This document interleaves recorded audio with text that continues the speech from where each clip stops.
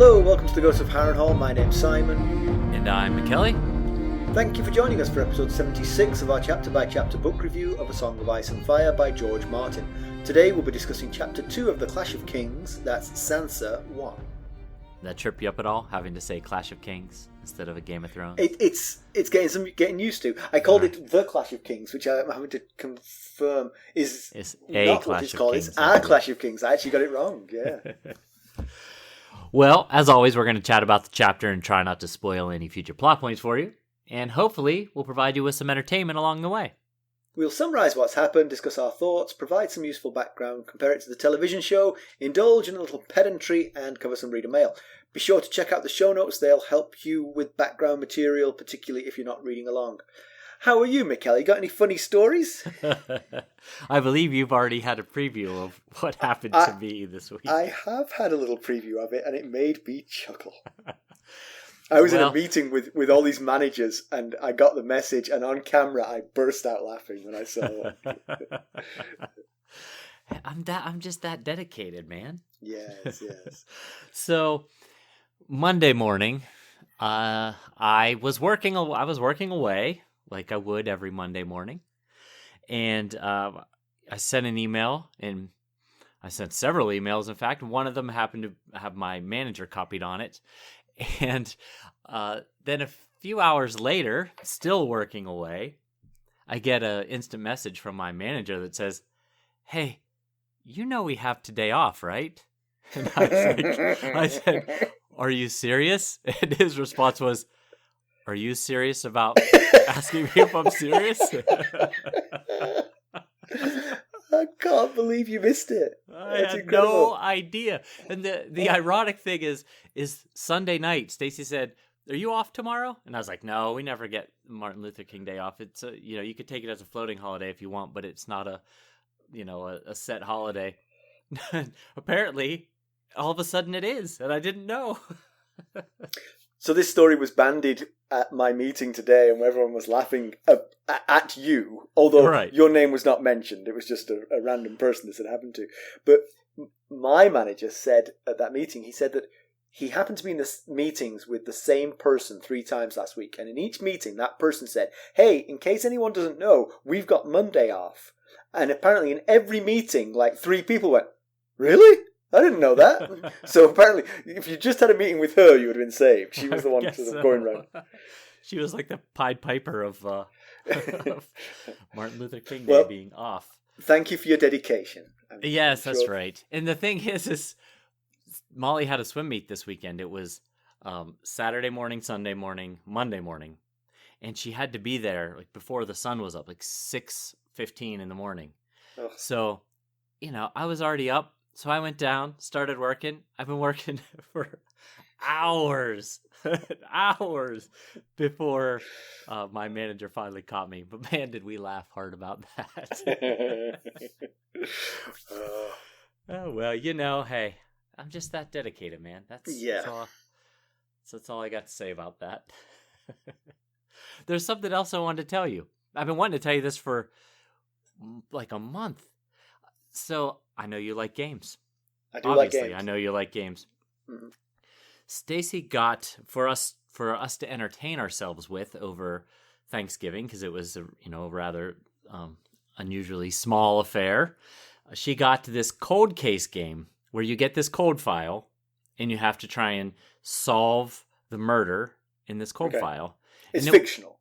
Yes, it's fiction, just totally made up. Right. But it comes with all kinds of supporting documentation that right. So it feels like it's real, but it's a fictional thing. You have to crack the case. Yes. That sounds fun. It is, and true crime is not my thing, but this was fun. I really enjoyed this. So I thought if you guys are interested, I could give it to you, and I made sure not to destroy anything so that it can be reused like it was. Put a big red time. Arrow pointing to the. This is the big clue. So, if you're interested... So did you time yourself for anything? Was there a... No. You know how it goes. Everybody was interested at first. Like, we got through... You get these, like, you gotta solve this one thing, and then you get an envelope, and you open it, and it gives you more information like what your next thing you have to do is, by the time we were to the second envelope, it was just me. And by the time we got to the third envelope, it was just me. I got visions of like the whole house asleep and you're just there with an ashtray full of butts. I gotta solve this, man. Yeah, it took. I stopped. I stopped and picked it up the next day and stuff. So, did you crack it though? I did. I did indeed. Good for you. So I'd like to try it. Thank you. Yeah, definitely. If we can ever run into each other in person, I will definitely give it to you. All right. Well, let's get down to business. How do we leave Sansa? Last we saw of her, she was after her father's beheading, being further abused by her husband-to-be, King Joffrey Baratheon.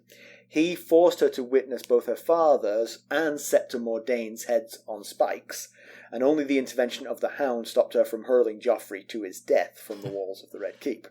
Why don't we give them the summary of this one? Okay. So it's Jeffrey, yeah. Jeffrey? So it's Joffrey's 13th name day. Happy birthday. Happy after birthday. Preparing in her room, purple dress with long sleeves to hide the bruises, Sansa has a rather pleasant walk with her escort, Ser Arys Oakheart of the Kingsguard, to the tourney in Joff's honor. Arys shares his view on the red comet. Surely it signifies glory to Joff.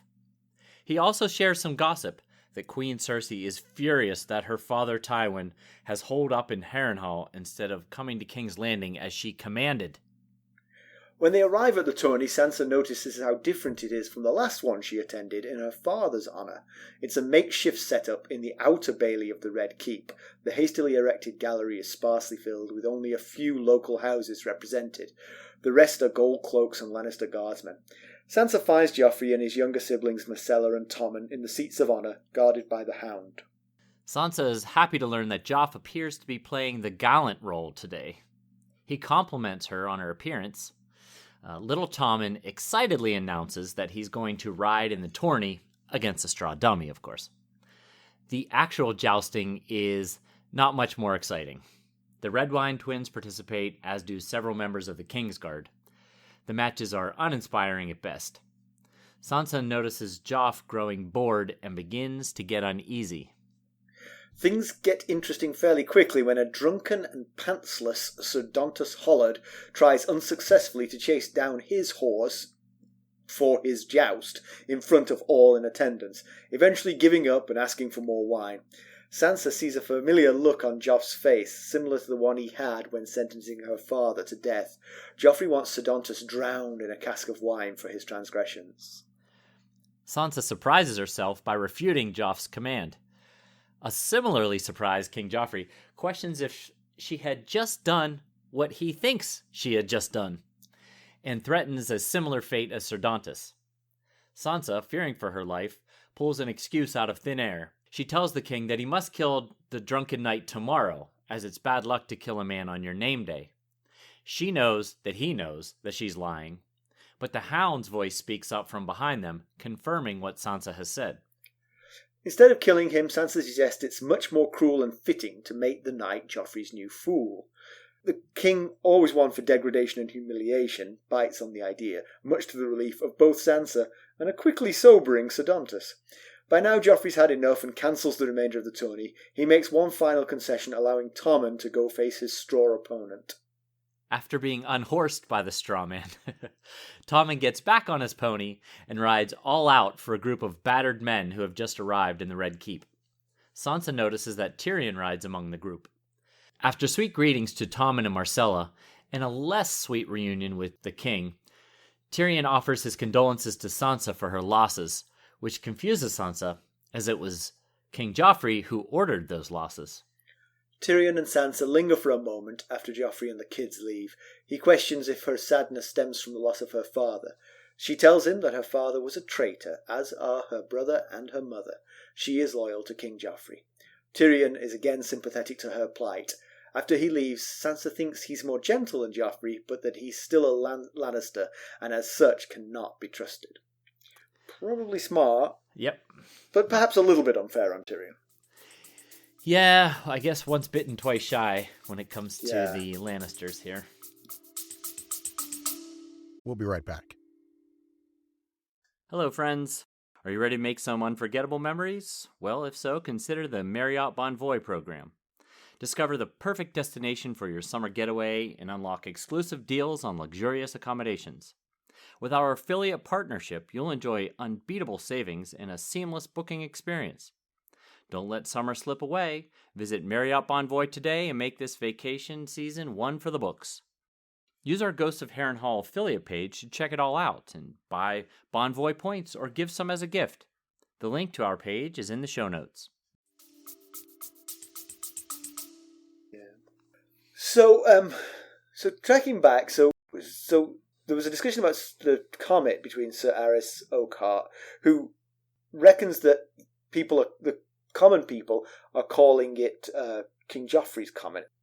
She figures that's what they're telling Joffrey. Whether it's true or not, that's what they're telling him. Whether Ser Arys believes it or not, as long as Joffrey believes it, everyone's going to be happy. Yeah. His Ser Arys' reasoning is that the comet is crimson, and the Lannister colors are crimson. But then Sansa thinks to herself, but he's also a Baratheon, so shouldn't the gods have sent him a gold comet? Because their sigil is a black stag on a gold field. And it seems like all have forgotten that he is supposed to be Joffrey Baratheon, including his own Kingsguard seem to have forgotten this fact. Yeah, including himself, it seems, at some point. It does. because I think, actually, one thing I think we skipped over a little bit was Tyrion offers Joffrey condolences for his loss. Right. And Joffrey doesn't remember that he lost his father. Yes. That slips his mind. He's too busy being king, you know? Yep. That is, I think that's rather telling that he has completely forgotten that his father has recently died. But Arys, another point that he makes as to why this comet is signifying that Joffrey will have a great reign and defeat all of his enemies is that Sansa says, well, I'm hearing that it's being called, the dragon's breath or whatever. And Arys says, well, Joffrey is the dragon's heir. He sits Aegon's chair in the castle built by his son. Feels a little bit like reaching to me. Yeah. It's a bit of a stretch to call him Aegon's heir. Yeah, I think pretty much anyone who claims the throne can say, see, the comet? Right. I am the true dragon. Yes, something like that. Yeah. So Sansa compares Arys Oakheart to the other Kingsguard. They beat her without question. Arys is at least sort of very cordial to her. Right. When Joffrey had him beat her, Arys did object, but he still hit her in the end, but not as hard as Sir Meryn Trant, right? He's the one Meryn she's Trant most afraid Boris of. Blunt. Yeah. So she mentions, she kind of goes through all of the Kingsguard aside from Jaime here. So I thought it might be a good opportunity to break down the Kingsguard members so everybody keeps them straight in their head. So who we're dealing with right now is Ser Arys Oakheart, and this is the first time we've officially met him. And Sansa does consider him courteous and cordial, and he seems a lot more like the Knights of Song that Sansa would think of, and he seems more honorable. He did question his king about beating this poor young girl. Yeah. He did still do it, but, and we also learned that he's a big fan of gossip. So, well, yes, apparently, yes. But of the Kingsguard that's left, he reminds me most of Barristan Selmy. Right. The thing I found weird, the thing I found a little bit weird is that when Barristan was removed from his role as Lord Commander of the Kingsguard, and it said that all of the Kingsguard members present laughed at their former brother. That just doesn't seem like what we've seen so far from Arys, but people are complex. So yeah, he may have seen everyone laughing and gone with the wind. Right? Yes. Oh, okay. Yeah, that's real funny. So next up is Sir Meryn Trant. He's supposed to be cold. He's the one who beat her after Ned's death. Yeah.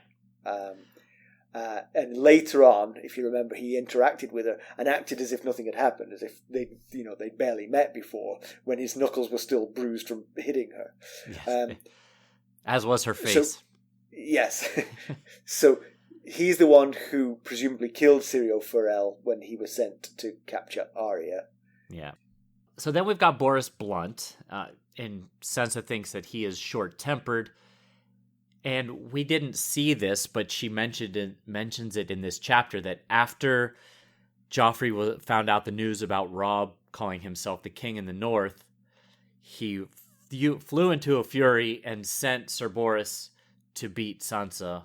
And we haven't seen a lot of him yet, but he was the one that escorted Sansa down to Queen Cersei and some of the small council after she had been stuck in that room with Jane Poole when the Lannisters attacked the Starks. Right, and Cersei wasn't pleased with him for that, right? She thought it was stupid to have Jane Poole there. Exactly, yes. Right. Now, both of these men, Ser Meryn and Ser Boris, they were present in Winterfell with the king. They were part of the group that escorted the king to Winterfell. And in Ned 7, Varys told Ned that both these two, Ser Meryn and Ser Boris, were Cersei's men when they were having the discussion about who really is looking out for King Robert. And one thing you notice, that having said that about Varys saying that they were Cersei's men, she has described both of them at the two opportunities when they were escorting her.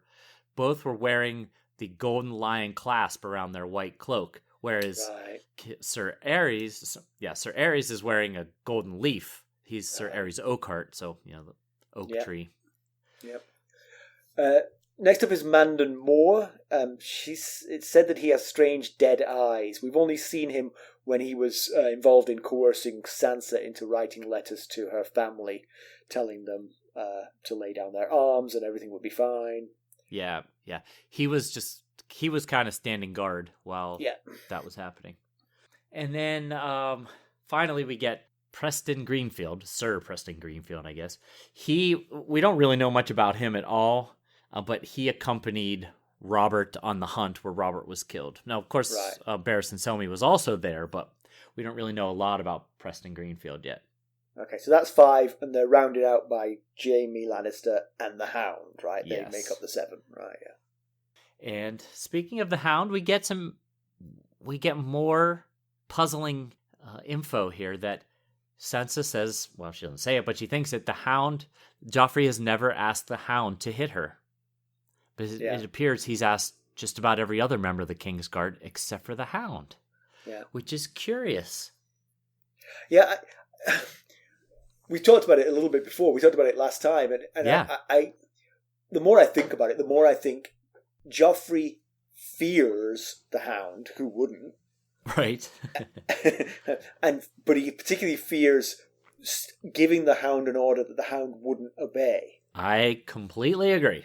Yes. And I think he senses that he wouldn't obey that one, so that's why he avoids it more than anything else. I agree. I think he's afraid that the Hound might refuse.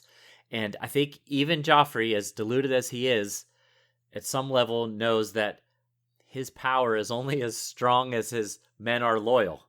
Right. And if the Hound refuses to do something that Joffrey commands him to do, that it might start a snowball effect or might make him look weak.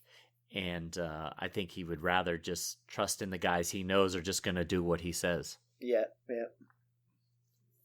So So Arys Oakheart, being the gossip that he is, does mention Cersei's fury at her father Tywin's decision not to come to King's Landing, as she ordered. If you remember, she ordered him to come to King's Landing, which didn't sit well. And so that's it. I mean, first of all, if you give someone an order, you expect them to obey it. But it was her father, and she doesn't have much clout over. I mean, she's Queen Regent, but that's all. Yeah. And I don't know that she fully has thought that plan through, having Tywin come to King's Landing, because if she thought about it, I think she would realize that going to Harrenhal makes more sense, because it ultimately accomplishes what she wants. From Harrenhal, Tywin can keep Robb and Roose Bolton from linking up at Ruby Ford, where the Inn at the Crossroads is, which is the most southern ford of the Green Fork. Can I just contend that point? Harrenhal's quite a bit south of there, though, isn't it? I mean, he might be able to harry them, but I mean, he's actually given up the Ruby Ford by going as far south as Harrenhal. Yeah, but it's a lot closer than King's Landing is, though. A lot closer, if his scouts had said both parties are moving toward that general direction, he might be able to do something to delay them or cause issues. I mean, obviously, it's a lot more defensible than the Inn at the Crossroads is. Right. Slightly. But at the same time, it feels like, I don't know. Yeah. But yeah, I think he has to stay engaged in the north because he's losing there and he needs to stop there. He needs to hold them back, you know? Right. If he goes to King's Landing, then there's nothing preventing Roose Bolton's force from just coming down, crossing the Ruby Ford, heading to the River Run, or Robb leaving River Run. But if Robb wants to get the whole gang back together and go north up to the Twins to meet up with Roose Bolton, then that leaves River Run exposed if he wanted to attack River Run, which is easier said than done, as we've learned from Jaime. But you mean if Robb came to the Ruby Ford to cross to basically go back home? If he can't cross at the Ruby Ford and he decides, well, I'm going to go north then and cross back over at the Twins and get my whole force back together. Now, of course, Roose could cross at the Twins and bring his force down. Yeah. But either way, he's created a bit of a barrier between King's Landing. That I don't disagree with at all. And just to sort of come back to Cersei's anger about this, I would have thought that Cersei might want him to come to King's Landing, and there's reasons for that. But if you say, hey, if the guy in charge of the military says, no, I need to do this, right, then you wouldn't be angry with the slight. You'd be like, okay, I understand. You know, it's not like he's not on her team. If he said I'm going back to Casterly Rock, you sort it out. Then that would be a different story. Right.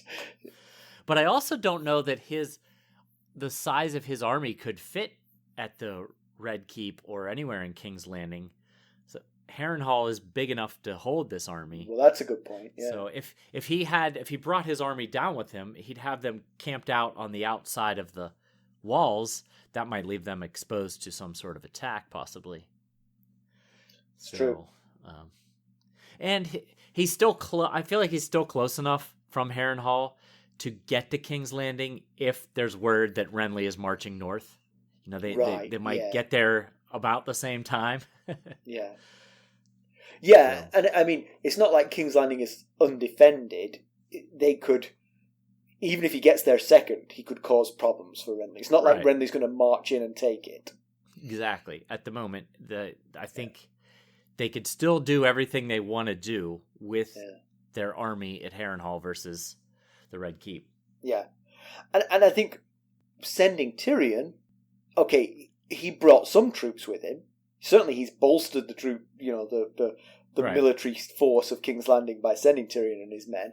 But he's also sent a trusted advisor, you know. I mean, Cersei may not trust him, but it is someone that she can place trust in. Yes. If she chooses to. He sent the brains of the operation. But of course, she doesn't see him as having brains. She just sees him as lecherous and oafish. Yes, this could be problematic. Right, because that is the aura he surrounded himself with all these years. And I think that's a sort of strange thing to the book, because for us having his POV, it's impossible for us to see him like that. Right. But everybody has that view of him. So you wonder if they don't get his inner workings of... right. You know, so do you think he's changed as this book has gone on? Like, you know, maybe his brush with the wall and with Cat has changed him, or was he always like this? Some level, but he just hid it from everybody by being. I don't know. Well, yeah, I think we're about to find out whether he's up to this task. Whether he's never been given a task this big. It's either because he's been too immature, or nobody believes in him. We're about to find out. But I'm sure it certainly would have humbled him, and all the chaos going on has given him an opportunity to prove himself. Yeah. I also wonder about the relationship now between Tywin and Cersei. I mean, Cersei is not a forgiving person, it seems.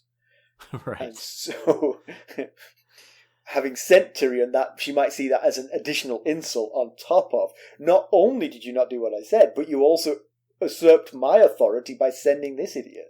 Good point. It's a double slap. Exactly, yeah.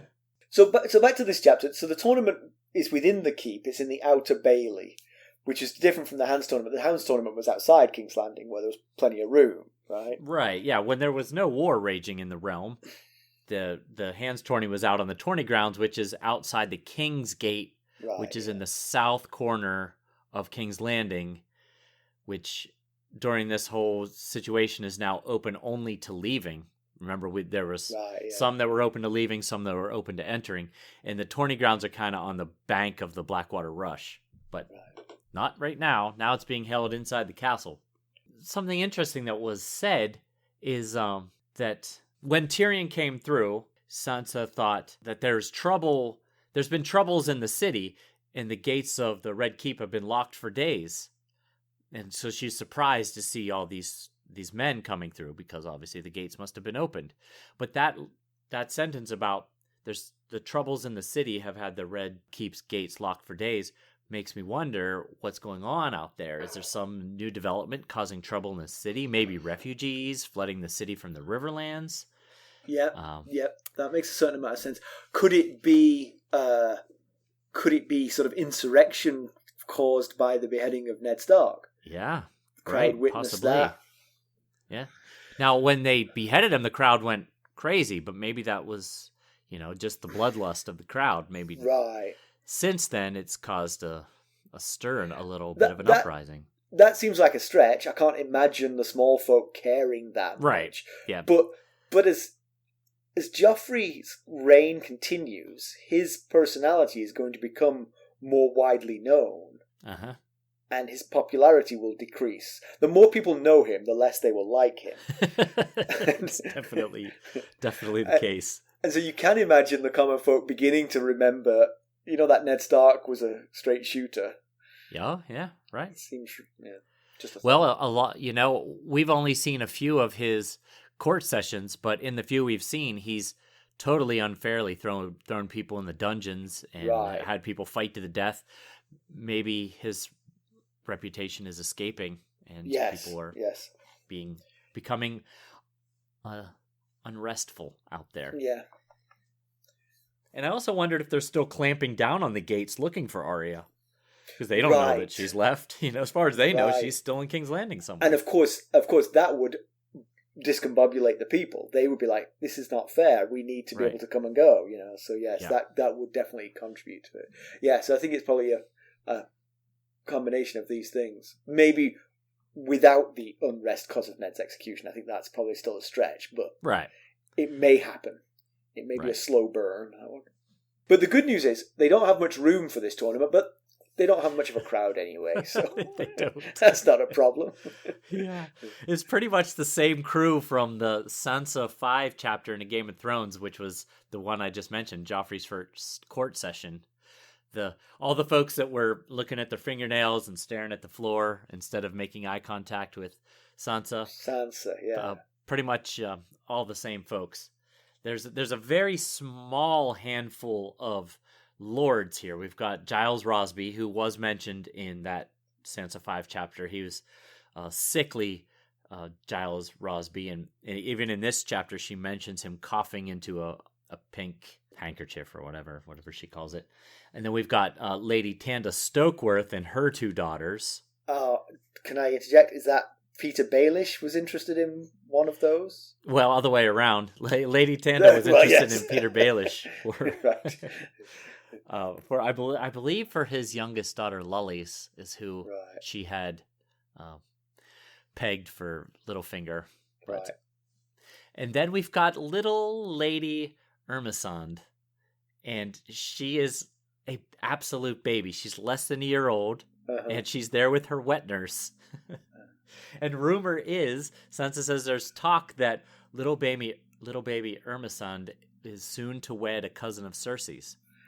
So we've met 2 of Cersei's cousins. We've met Lancel. He's Kevin's son. Robert's squire. Yes, and the other squire of Robert's Tarek is also a cousin of Cersei's, so could be one of those two. Right. And then there's Jalabar Show. Yes, my favorite name in the stories. Jalabar Sorry, Show. I've taken it from you. So he's a Summer Islander. He's an exiled prince and nowhere to go. He was, if you remember, we talked about him as sort of courting Robert because as an exiled prince he wanted to reinvade the Summer Islands, and Robert was the kind of king who was looking for a fight. So right. that was the hope. I somehow don't think that Joffrey's going to have time to go on such missions. Not at the moment. But he may need somewhere to flee eventually. Yes. But then the jousting is just a complete fiasco. When the jousting actually starts, it's a mess. We get, again, some of the folks that were mentioned in that Sansa 5 chapter. Balon Swan, he was in the hands tourney as well. He was the one was a really good archer. He finished in the top 3. Right. He's from the Dornish Marches, where there are a lot of good archers from. He went on the hunt with Robert. So, and he was in the chapter. He was the one when Ser Dontos went to go hail Sansa. He caught Ser Dontos and whispered in his ear, and Ser Dontos ignored her like everybody else was doing. Oh, yeah, that's right. We'll be right back. This episode is sponsored by Audible. To get a free audiobook, or 2 if you're an Amazon Prime member, go to our exclusive URL, audibletrial.com/ghostsharrenhal. You can find the link in our show notes. The Red Wine twins, Horace and Hobber, or as the Stark girls called them, Slobber and Slobber. Horror and Slobber. Horror and Slobber, that's right. Yeah. Yeah. They also almost ran over Arya in the chapter where Ned was beheaded when she was on her way to the Great Sept of Baelor. Yeah. And they're basically trapped in King's Landing, perhaps unwillingly, because they're red wines, and the red wines owe fealty to the Highgarden. To the Tyrells. Right? The Tyrells are now in league with Renly, and so these guys don't want to be here.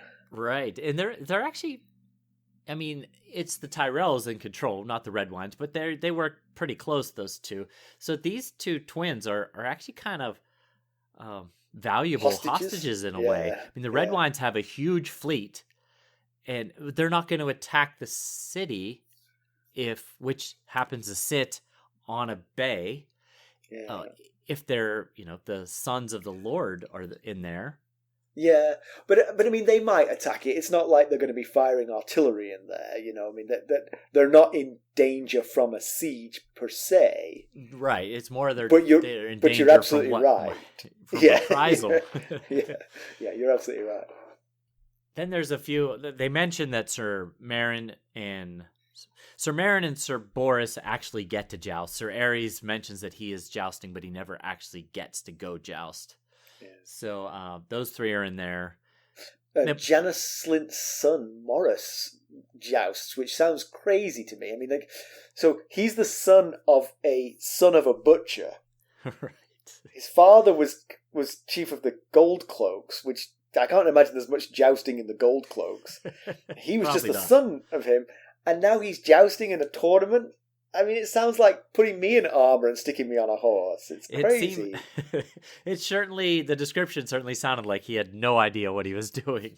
Yeah, he almost gets killed, right? I mean, he practically gets killed. He gets dragged along by the horse. Yeah.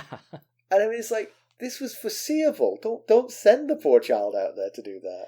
Well, like the Hound keeps saying, this is a tournament field of gnats, which was a little bit, I feel like is a little bit insulting to his Kingsguard brothers, because 3 of them are in this tournament.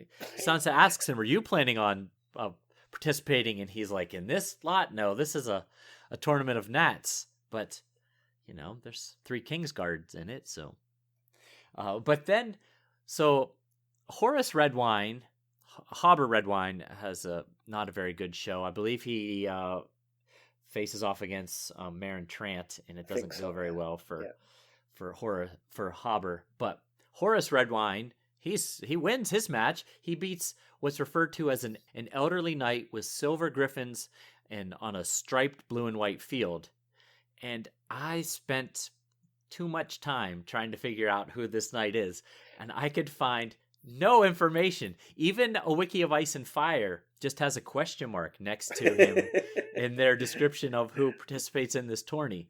So my best guess is maybe it's an offshoot of House Connington, because their sigil is 2 combatant griffins on red and white, where the griffins are interchange color, the red griffin on the white and the white griffin on the red.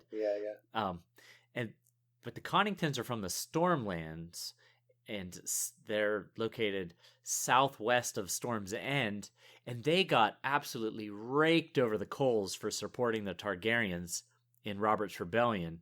So it's not likely that the Conningtons are in King's Landing supporting King Joffrey. He may have been trapped in there. Like the Red Wines, yeah. Yes, but I can't tell you who. If you were hoping that we'd be able to shed some light on who that knight is, I can't tell you. And the last jouster was Lothar Brune, who's a free rider in service of Littlefinger. You won't remember, but he beat Jory Cassell in the Hound's tournament. Right. Okay. It was a draw. They finished as a draw, and the King Robert gave the match to Lothar Brune because he thought he rode better. Yeah. He was supposed to fight Ser Dontos. Right. So he doesn't actually fight this one, yeah. So the King's under a crimson canopy because he's just a Lannister these days, not a Baratheon. He's not even trying. Yeah, wearing a breastplate with a roaring lion on it. Not trying. They've just given up.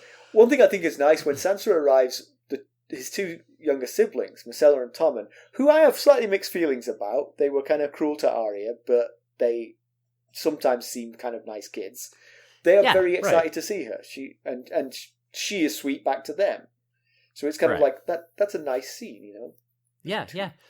And, you know, the description says that Myrcella nods a shy greeting to Sansa.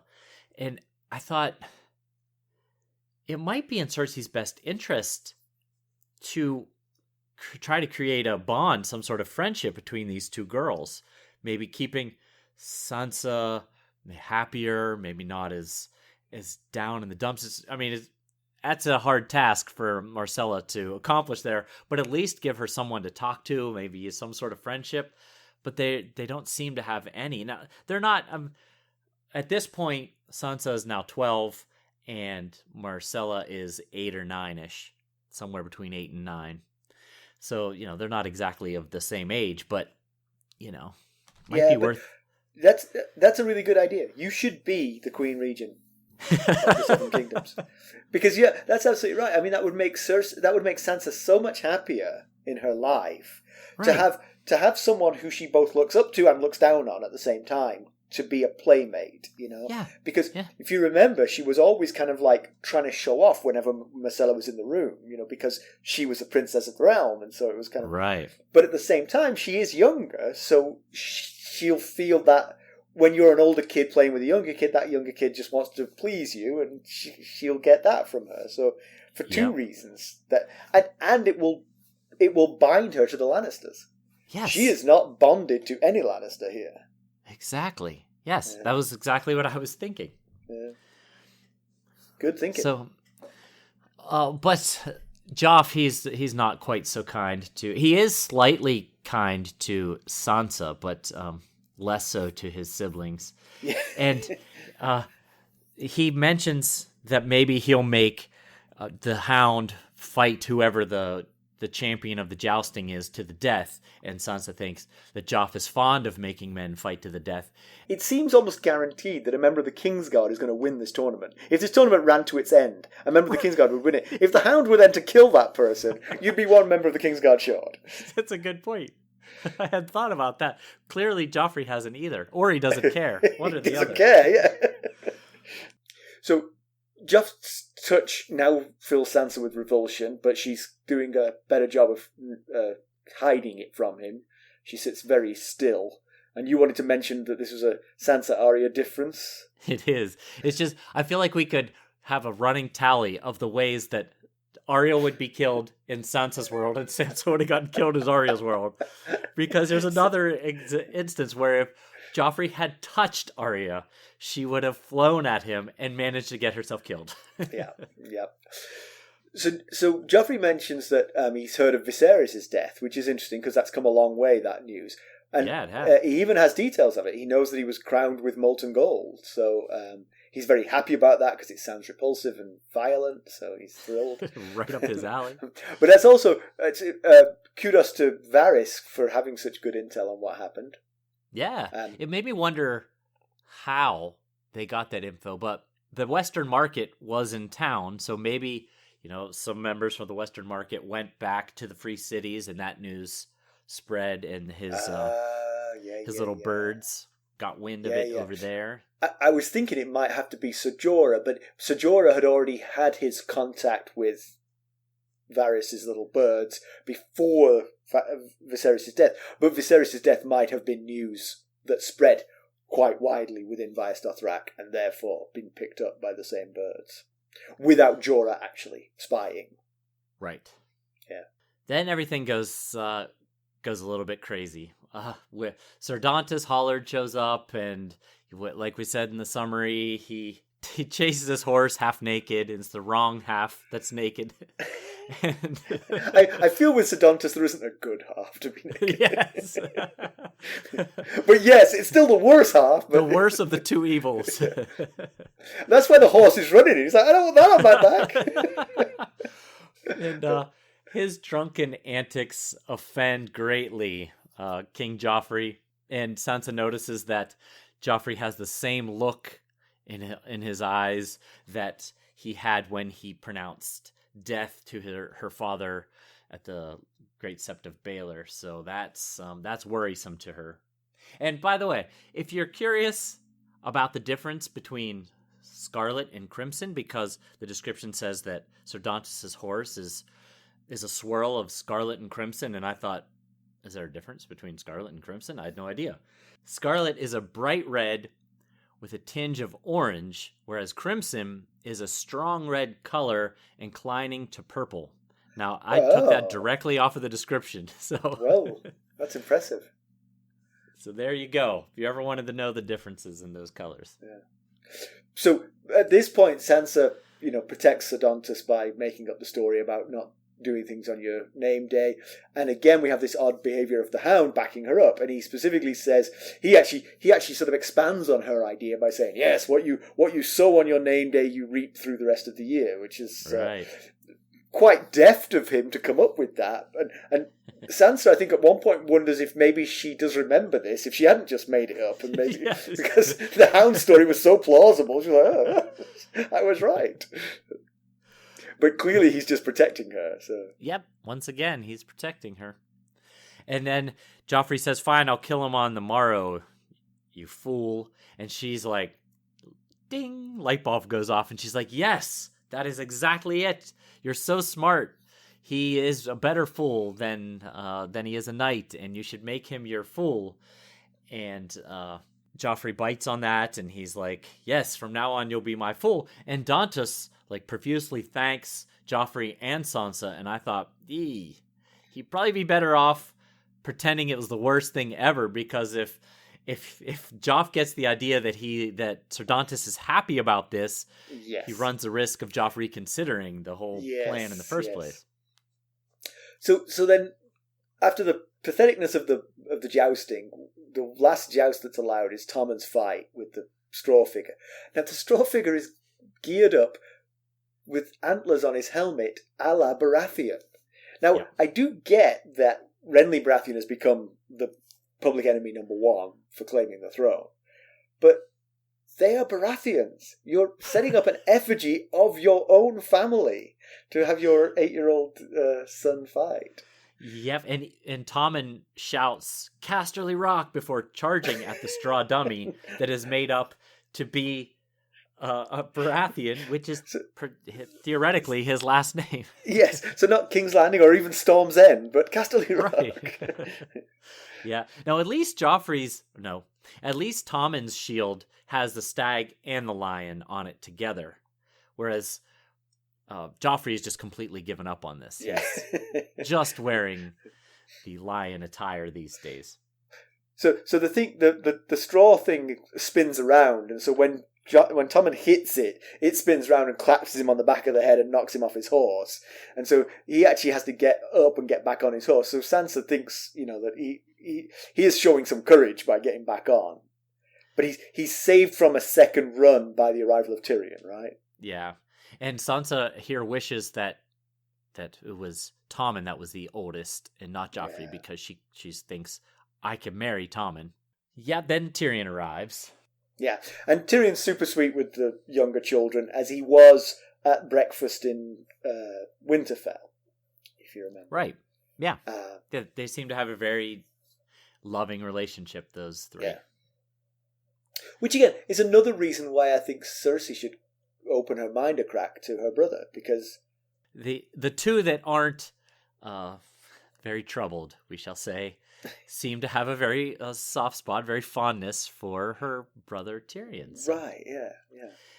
And we also notice that the saddle is back. Tyrion's special saddle, as the description goes, the strange high saddle that cradles him in front and back. And if you remember, during the battle on the Green Fork, he was riding around like a warrior out there, hitting people and riding circles around them, and swinging his sword at everyone. And we wondered, how is he doing this without his special saddle?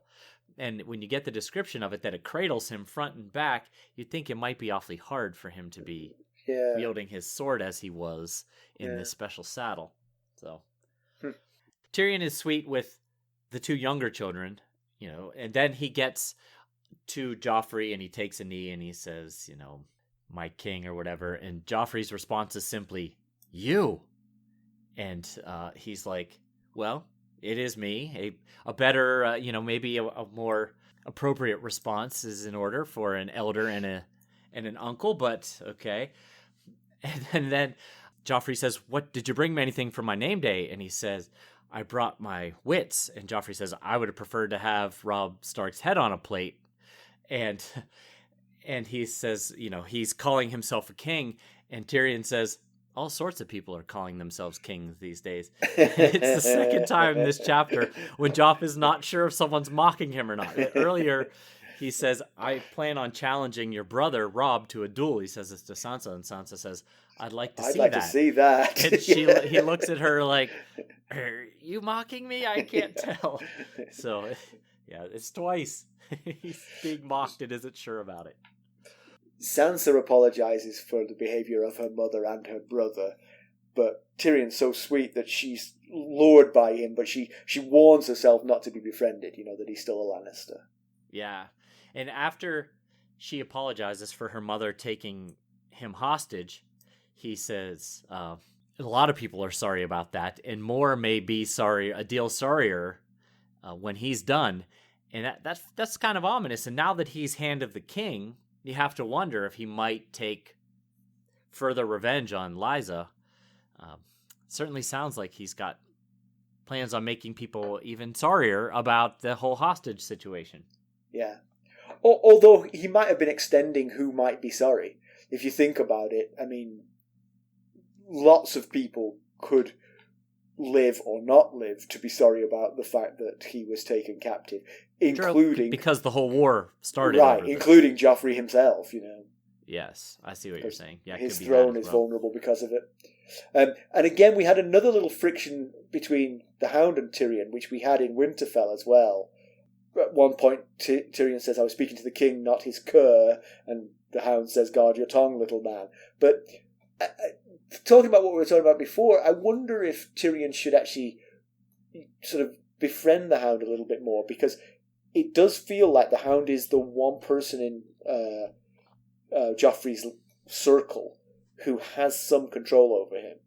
Yeah. He doesn't seem to want to exert it for any real force for good, but he has it. He has it if he chose to use it. Yeah. Right. That's a good point. And then right here at the end of the chapter is when Tyrion also, after he tells Sansa, I'm sorry for your losses, he says to Joff, I'm also sorry for your loss. And Joff says, what loss? And he's like, the king before you, a big guy with beard, is your father. And he was like, oh yeah, that was really sad. And he says, he was killed by a boar. And Tyrion says, is that what they say? And it's the second time where he seems to have an idea that something is not legit, because at that breakfast in Winterfell, we kind of got the inkling that he knew there was that Jaime and Cersei were somehow tied into Bran's fall. And here he seems to suspect that there was more foul play involved than just a boar. But the thing about that is, here I see the reason he's suspicious here is because he sees a clear motive for the Lannisters. Sure. And I think whenever Tyrion thinks, if something has happened and a Lannister has a motive for it, then there's reason to assume that Lannister did it. But what I don't know, because they act on their impulses, if they've got a motive to do something, they're going to go ahead and do it. But it was less clear that there was a motive for Bran's fall. We know there was, but it was not clear that there would be at the time. So I think he was much more on a fishing expedition there. I think here he's simply suspicious of his family. Assumes, right. And it also, Joff doesn't know that his father is Jaime Lannister and not Robert Baratheon. So his lack of mourning his father's death is absolutely genuine. He truly doesn't care, and at this point has forgotten that his father has just died. It's not that he's not mourning because he knows that's not his father. He genuinely believes his father has been killed. He just doesn't care. He is just disinterested. Because all he sees... I think he's raised by his mother. His father was a distant drunk who never interacted with him. He was raised by his mother. His mother sort of dripped poison about his father into his ear, or his supposed father. And so when the father died, all the Joffrey saw was, hey, I'm king now. That's great. Yeah, you got a good point. I had that same thought about, his perspective is slanted by only interacting with Cersei, and she clearly had a strong dislike for Robert, with good cause. I'm not saying there's not good cause there, but which also goes to his sloughing off the Baratheon trappings. It's easy for him to do that. I was raised by my mother. She was always good to me. She told me I was a great kid, all this kind of thing. I feel more the Lannister side of my family than I do the Baratheon side. And now look what's happened. My own uncle's gone off and claimed the throne, It's a good point. Yeah. So background, I wanted to talk a little bit about little Lady Ermesond. She is actually Ermesond Hayford, and House Hayford is a crownland's house, as all those houses, the lords of the houses that were there at this tournament are all crownland houses. Their seat is also called Hayford, and Hayford is located very close to King's Landing. It's less than a day's ride from the city, straight down the King's Road, and it's sworn directly to the Iron Throne. Their blazon is, it's kind of hard to describe. A wiki of Ice and Fire calls it a green Freddy over gold and a green pale wavy. But to me, it looks like green lattice pie crust with a thick green beanstalk down the center on a gold background. Okay. If you can picture that. I can picture that. Lattice with a thick green center, gold background. You painted a picture for me with your words. Thank you. All right. But during the Targaryen dynasty, several Hayford lords had notable distinctions. A Lord Hayford suggested to Maegor that he abdicate the Iron Throne when the realm began to favor Maegor's nephew Jaehaerys. Apparently, that Lord Hayford hadn't heard of the cruel moniker because Maegor had him beheaded and his head put on a lance for that comment. So, okay, that goes into the cruel column, not the misunderstood column. Another famous Lord Hayford was Hand of the King to Daeron II Targaryen, who was most famous for bringing Dorne peacefully into the realm. Unfortunately, his reign as Hand of the King didn't last long, because in 196 AC, he was bestowed the honor just before the Battle of the Redgrass Fields during the First Blackfyre Rebellion. I fear for him. And he did not survive the battle. He was slain by minutes. Gorman Gormy Peak. House Hogg of Sow's Horn owes fealty to the Hayfords. I had hoped there'd be really interesting background info about how it came to be that a baby less than a year old, is the head of a noble house. However, I could find no mentions of her parents anywhere. We know that Ermesand was born in 298, so because she's less than a year old. So her parents, especially her mother, died very recently. But shall we delve into a little completely unfounded conspiracy theory? Please. Okay. Given how close Hayford is to King's Landing, and her parents' death seeming to have come very close to one another, could it be possible that their deaths were at the hands of Lannister? You had just said a few minutes ago that, that if the Lannisters have a motive, they probably did it. Exactly. So did they have a motive? It's absolute speculation. There is no real evidence. But the loss of the Hayfords is the Lannisters' gain, as the Lannisters plan to assume the Hayford lands by marrying a Lannister to this baby. And the Hayfords do appear to be fairly wealthy. So we do know that the Lannisters have been on a power grab recently, and they're pretty good at plotting and scheming. So I'm just saying it's possible. You're saying it's possible. Tyrion thinks it's likely, let me tell you. Yes. So comparison with the TV show, we don't see the interaction between Sansa and Arys Oakheart. It's just the scene just starts at the tournament. It's nothing like the Ned's tournament. It's just a few short battle scenes within the Red Keep. There's no horses, no jousting. All of the fighting and Tyrion's entrance is on foot. You thankfully don't get to see Ser Dontos' manhood flopping about. He's played by Tony Way, who's really great in everything he does. Tommen does not fight. He's in the scene, but he doesn't fight. But otherwise, yeah, I mean, it cleaves pretty closely. Including, just to say, including Tyrion being nice to Sansa, and Sansa looking confused about it, like trying to figure out what his motivation was. Why is Lannister being nice to me? Right. Pedantry. The fact that the TV show confined the scene to the Red Keep does raise a point. If it's not really safe for the royals to go out, why have the tourney? It feels like that within the keep it might be hard to find a suitable place for jousting. Now, I recognise there's an inner bailey and an outer bailey, but where is the Red Keep locked? Is it locked on the outer bailey or the inner bailey? I guess it must be locked on the outer. Must be. Based on this, it must be, yeah. But it feels like, again, maybe we need Dr. Milky to help us with medieval architecture, but it feels like there wouldn't really be enough room to have... I mean, you need quite a long straight run for a joust. Right. And to have grandstands alongside it, you need quite a big plot of land. Right. And it feels like that wouldn't really exist inside King's Landing. I'm with you. I'm Although I've been to a castle in the Czech Republic where they had a moat, which was just... The moat was... just grass and trees and whatever, because the moat, which doesn't sound like it's much of a barrier. I mean, you could climb down into it and climb back out. It wasn't, right. The nature of a moat. But the moat was populated by bears. Bears, actual living bears lived in it. Well, that adds a twist. It does, yeah. I mean, you could get across it, but you could easily not get across it too.